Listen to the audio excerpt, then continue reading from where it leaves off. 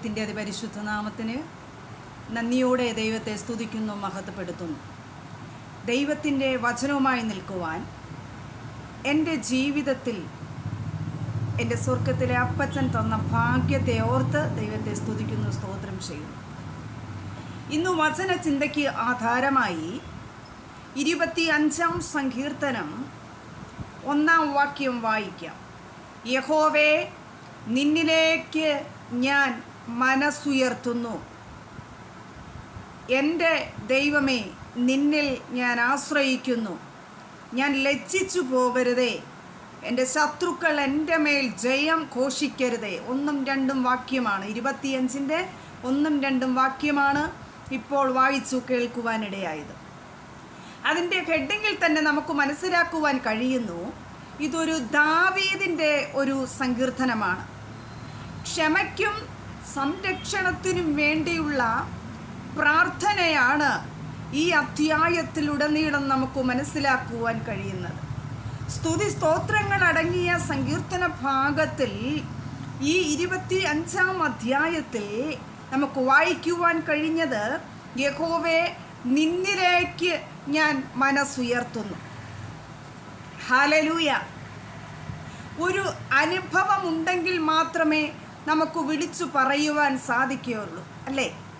ഒരു ഫ്രൂട്ട്സ് നാം മേടിച്ച് കഴിക്കുമ്പോൾ അതിൻ്റെ ടേസ്റ്റ് മനസ്സിലായാൽ മാത്രമേ നമുക്കതിനെക്കുറിച്ച് ആധികാരികമായി മനസ്സിലാക്കുവാനും അതിൻ്റെ രുചിയെക്കുറിച്ചും അതിൻ്റെ ഗുണത്തെക്കുറിച്ചും നമുക്ക് മനസ്സിലാക്കുവാൻ കഴിയുള്ളൂ. അങ്ങനെ ഒരു അനുഭവം ഉണ്ടെങ്കിലേ നമുക്ക് വേറൊരു വ്യക്തിയോട് അത് നല്ലതാണ്, അത് മേടിച്ച് കഴിക്കണം, നല്ല ടേസ്റ്റാണെന്ന് പറയുവാൻ സാധിക്കത്തുള്ളൂ. അതുപോലെ തന്നെ നമ്മുടെ ജീവിതത്തിൽ വലിയ അനുഭവങ്ങൾ നമ്മുടെ ജീവിതത്തിൽ വരുമ്പോൾ ആ അനുഭവം മറ്റു വ്യക്തികളോട് പങ്കുവയ്ക്കുവാൻ സാധിക്കും. സ്തോത്രം.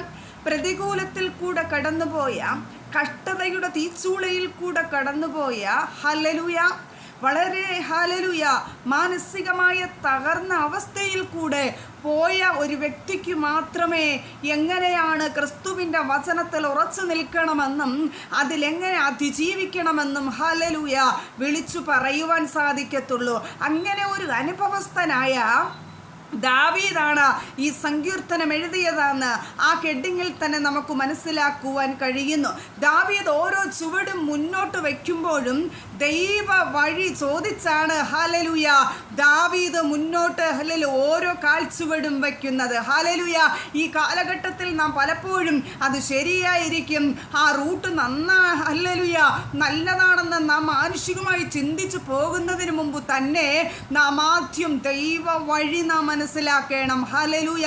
ദൈവത്തോട് ആലോചന ചോദിച്ച് കർത്താവ് നമ്മോട് സംസാരിക്കുന്നതിന് പ്രകാരം മുന്നോട്ട് പോവുകയാണെങ്കിൽ ഒരു ദൈവ പ്രവൃത്തി നമ്മുടെ ജീവിതത്തിൽ വെളിപ്പെടാനിടയാകും. ഹല്ലേലൂയ.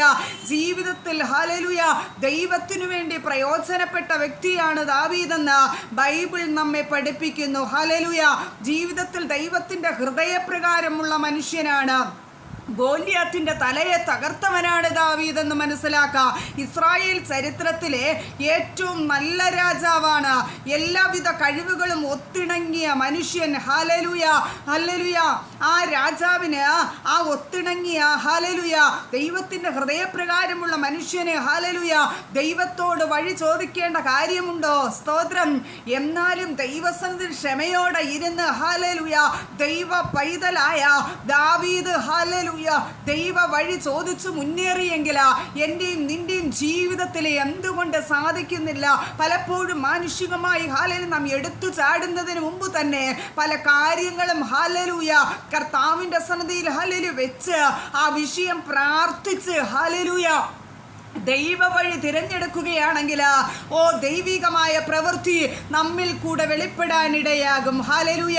എന്നെ കേൾക്കുന്ന ജനമേ, ദൈവത്തിൻ്റെ പരിശുദ്ധാത്മാവിന് ഇന്ന് പകൽക്കാലം പറയുവാനുള്ളത് ഹല്ലേലൂയ ദൈവ വഴി വിട്ടാണോ നീ പോകുന്നത്? പലപ്പോഴും നിന്നോട് സംസാരിച്ചിട്ട് എന്തുകൊണ്ട് അംഗീകരിക്കുന്നില്ല? ഹല്ലേലൂയ.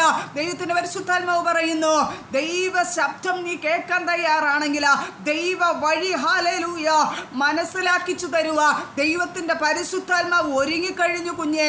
ഈ ദിവസങ്ങളിൽ വേറിട്ടിരുന്ന ദൈവസന്നിധിയിൽ പ്രാർത്ഥിക്കുമെങ്കിൽ ദൈവത്തിൻ്റെ അരുളപ്പാട് അറിയിക്കാനിടയാകും. ഈ സങ്കീർത്തന ഭാഗത്തിൽ തന്നെ 14-ാം അധ്യായത്തിൽ വളരെ വ്യക്തമായി പഠിപ്പിക്കുന്നു, യഹോവയുടെ സഹിത്വം തൻ്റെ ഭക്തന്മാർക്കുണ്ടാകുക.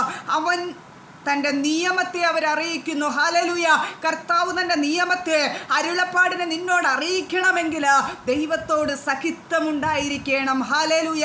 ഈ ദിവസങ്ങളിൽ ഹല്ലേലൂയ നിന്റെ മനസ്സു കർത്താവിങ്കലേക്ക് ഉയർത്തിക്കൊണ്ട് ദൈവ വഴി കർത്താവിനോട് ചോദിച്ചു മനസ്സിലാക്കി അതിൻ പ്രകാരം മുന്നേറുക. ദൈവത്തിൻ്റെ പരിശുദ്ധാത്മാവ് നമ്മെ സഹായിക്കട്ടെ. 4-ാമത്തെ വാക്യത്തിൽ വായിക്കുന്നു, യഹോവേ നിന്റെ വഴി ഹല്ലേലൂയ എന്നെ അറിയിക്കണമേ, നിന്റെ പാതകൾ എനിക്ക് ഉപദേശിച്ചു തരണമേ. ആർക്കൊക്കെ പറയുവാൻ സാധിക്കുക? ദൈവത്തിൻ്റെ പരിശുദ്ധാത്മാവ് വളരെ വ്യക്തമായി പറയുന്നു. ഹല്ലേലൂയ. ദൈവ വഴി ഹല്ലേലൂയ നീ ചോദിക്കുവാൻ തയ്യാറാണെങ്കിൽ നാം ചിന്തിക്കുന്നത് പോലെയല്ല, നാം വിചാരിക്കുന്നത് പോലെയല്ല. പലപ്പോഴും നാം ഓരോ സ്വപ്നങ്ങളും ഹല്ലേലൂയ ഓരോ മോഹങ്ങളും നെയ്തുകൂട്ട് നമ്മുടേതായ രീതിയിൽ ദൈവത്തിൻ്റെ പരിശുദ്ധാത്മാവ് വളരെ വ്യക്തമായി പറയുന്നു, ദൈവത്തോട് നീ വഴി ചോദിക്കുമെങ്കിൽ ദൈവത്തിൻ്റെ പരിശുദ്ധാത്മാവ് നീ ചിന്തിച്ചതിലുപരി, നീ വിചാരിച്ചതിലുപരി ദൈവത്തിൻ്റെ പരിശുദ്ധാത്മാവ് നിന്നെ നടത്തുമെന്ന് ദൈവത്തിൻ്റെ പരിശുദ്ധാത്മാവ് വളരെ വ്യക്തമായി പറയുന്നു. ഇന്ന് പകൽക്കാലം ദൈവസ്ഥലിൽ തീരുമാനമെടുക്ക്. കർത്താവേ നിങ്കലേക്ക് ഞാൻ മനസ്സുയർത്തി, കർത്താവ് പറയുന്ന വഴിയിൻ പ്രകാരം മാത്രം ഞാൻ മുന്നോട്ട് പോയി. എന്നും എൻ്റെ ജീവിതത്തിൽ ദൈവത്തോടുള്ള സഹിത്വം ഞാൻ മുറുകെ പിടിച്ചുകൊണ്ട് കർത്താവുമായിട്ടുള്ള ഫ്രണ്ട്ഷിപ്പ്, ആ സഖിത്വത്തിൽ ഇരുന്നു കൊണ്ട് കർത്താവ് അറിയിക്കുന്ന നിയമങ്ങളെ ഞാൻ പാലിക്കുമെന്ന് ഇന്ന് പകൽക്കാലം തീരുമാനമെടുത്തുകൊണ്ട് ദൈവസന്നിധിയിലായിരിക്കാം. എല്ലാം മഹത്വം കർത്താവിന് കൊടുത്തുകൊണ്ട് ഈ ദിവസങ്ങളിൽ ക്രിസ്തുവിന് വേണ്ടി നിൽക്കുവാൻ, പ്രാർത്ഥിച്ചു ജയമെടുക്കുവാൻ, നിങ്ങൾ കൂടെ ദൈവത്തിൻ്റെ മഹത്വം എടുക്കുക. ദൈവത്തിൻ്റെ പരിശുദ്ധാത്മാ നമ്മെ ഓരോരുത്തരും സഹായിക്കട്ടെ എന്ന് പറഞ്ഞുകൊണ്ട് എൻ്റെ ഈ ചെറിയ വചനഭാഗത്ത് ഞാൻ ഇരുന്നു കൊള്ളുന്നു. സർവശക്തനായ ദൈവം അനുഗ്രഹിക്കുമാറാകട്ടെ.